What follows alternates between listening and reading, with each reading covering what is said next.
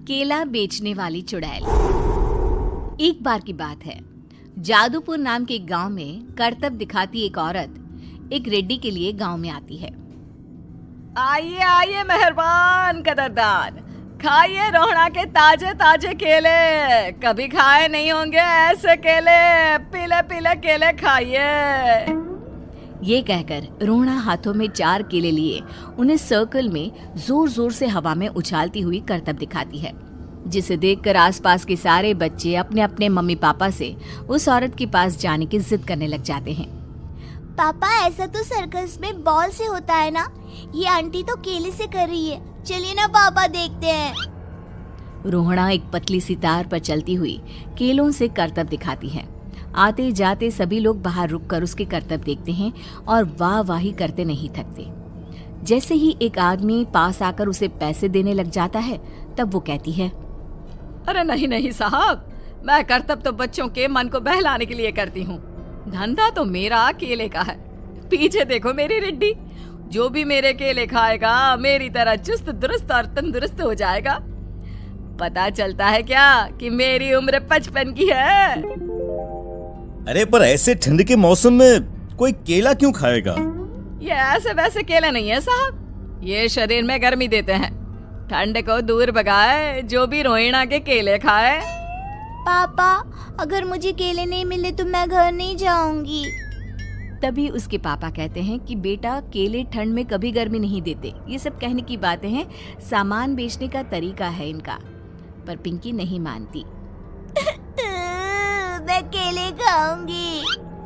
पिंकी की जिद के आगे नत्थू हार जाता है और उसे केले खरीद कर दे देता है। पिंकी खुश होकर केले घर ले आकर खाती है। अब मैं भी करतब करूंगी, कितना मजा आएगा। जादुई केले।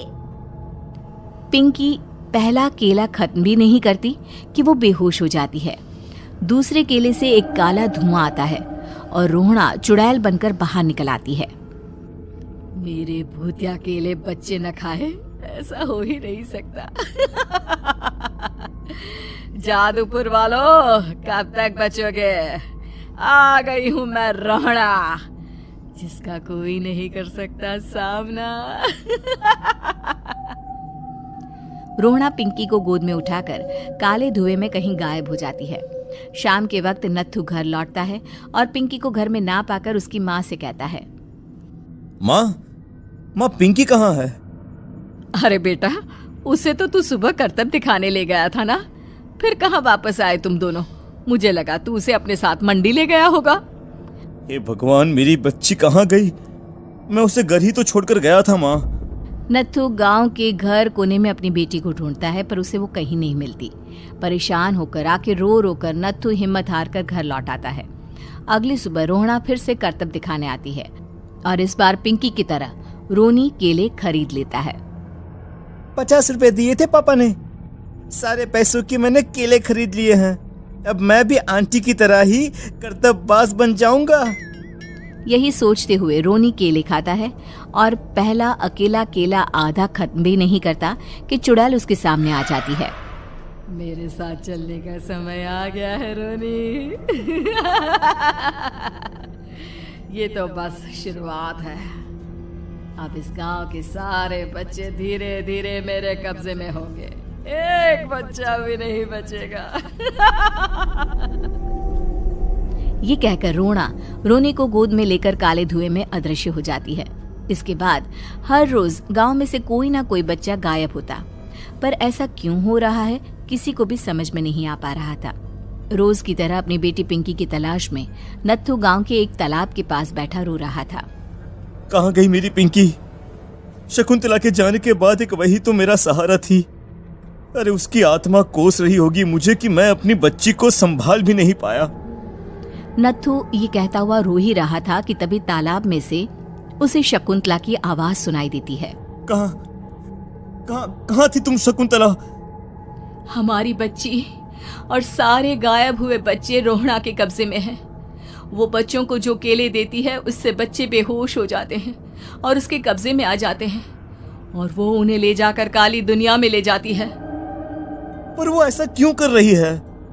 ये मैं नहीं जानती, पर उस दुनिया का रास्ता मैं आपको बता सकती हूँ। जहां ये नदी खत्म होती है वहां एक केले का पेड़ है, उसके नीचे एक दरवाजा है, वहीं से रास्ता जाता है उस दुनिया का।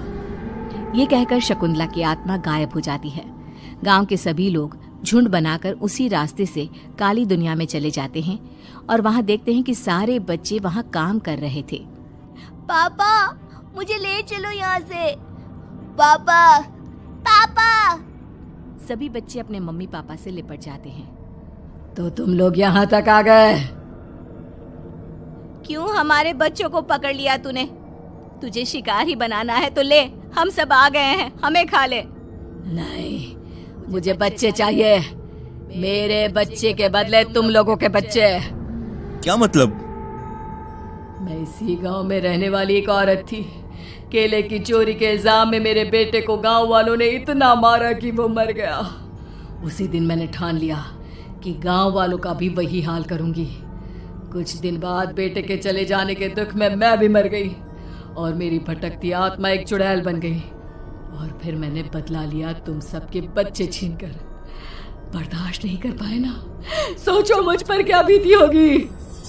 हमें माफ कर दो रोना, पता नहीं ये किसकी गलती थी पर हम सभी माफी मांगते हैं। हमारी खुशियां लौटा दो, तुम भी तो एक माँ हो। गांव वालों की बात सुनकर रोना का मन पिघल जाता है और वो बच्चों को छोड़ देती है। उसके बाद काली दुनिया बच्चों के लिए जादुई दुनिया बन जाती है। अब कोई भी कभी भी वहां आ जा सकता था।